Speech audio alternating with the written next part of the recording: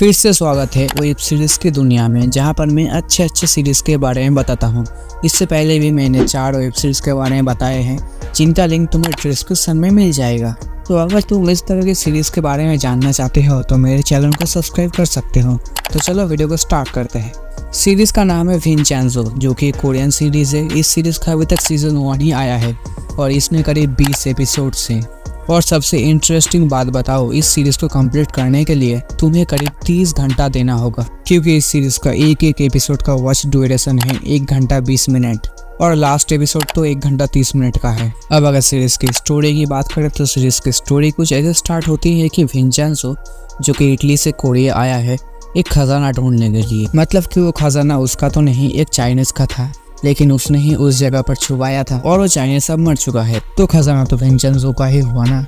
और वो खजाना जिस बिल्डिंग के नीचे है, उस बिल्डिंग पर बाबेल कंपनी का नजर है। तो अगर बाबेल कंपनी उस बिल्डिंग को खरीद लेते हैं तो पूरा खजाना तो बाबेल कंपनी का हुआ। और विंचेंज़ो उसी चीज को रोकने के लिए उसी बिल्डिंग के कुछ किराएदारों के साथ मिलकर बाबेल कंपनी के खिलाफ लड़ते हैं। और बाबेल कंपनी एक ऐसी कंपनी है जो कि अपने फायदे के लिए किसी को भी मार सकते हैं। सीरीज इंटरेस्टिंग तो तब होती है जब बाबेल कंपनी के लोगों को पता चलता है कि विंचेंज़ो एक माफिया है। और इस टाइप की सीरीज देखने में तो अलग ही मजा है। और अगर तुम लोगों ने माफिया वाली मूवी या सीरीज देखी है तो तुम्हें पता होगा कि माफिया के कुछ उसूल होते हैं। पहले दुश्मन की इज्जत को खत्म करो, उसके बाद दुश्मन को ही खत्म कर दो।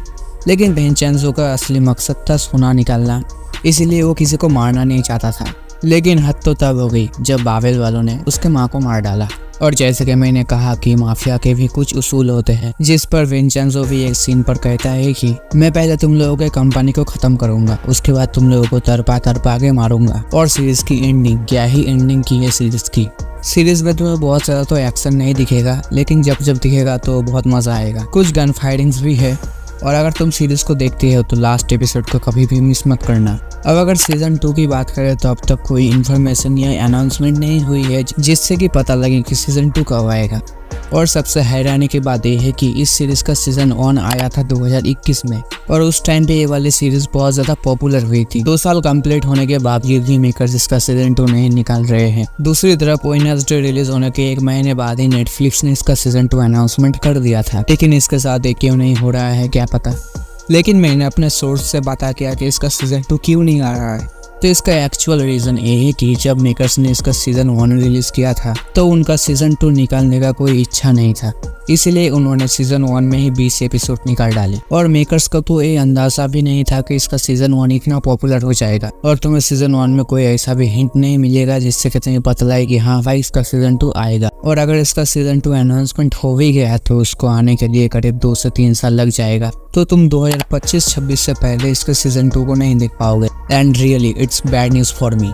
सीरीज में 2 गाने भी हैं जो कि इंग्लिश और कोरियन लैंग्वेज में हैं। तुम अगर हिंदी में देखते हो तो तुम्हें इंग्लिश लैंग्वेज में गाने सुनाई देंगे। और मैंने दोनों गानों को ही सुना है और अच्छा लगा गानों को। और इस सीरीज़ का एक और सबसे ज़्यादा खास बात बताऊँ, इस सीरीज़ का डायलॉग। सीरीज में विंचेंज़ो कुछ डायलॉग्स बोलता है जिसको सुनने के बाद लिटरली मेरे गूज़बम्स आ गए थे, जैसे कि आज़ादी की भी एक कीमत होती है। सीरीज नेटफ्लिक्स पे हिंदी में अवेलेबल है, अगर तुम चाहो तो देख सकते हो। और अगर तुम्हें कोई मूवी या सीरीज़ के बारे में डिटेलिंग में जानना है तो मुझे कमेंट करो, उसके साथ मूवी या सीरीज़ का नाम लिख दो। अगर मेरे को टाइम मिलता है तो मैं इसके ऊपर फुल डिटेलिंग वीडियो बनाऊंगा।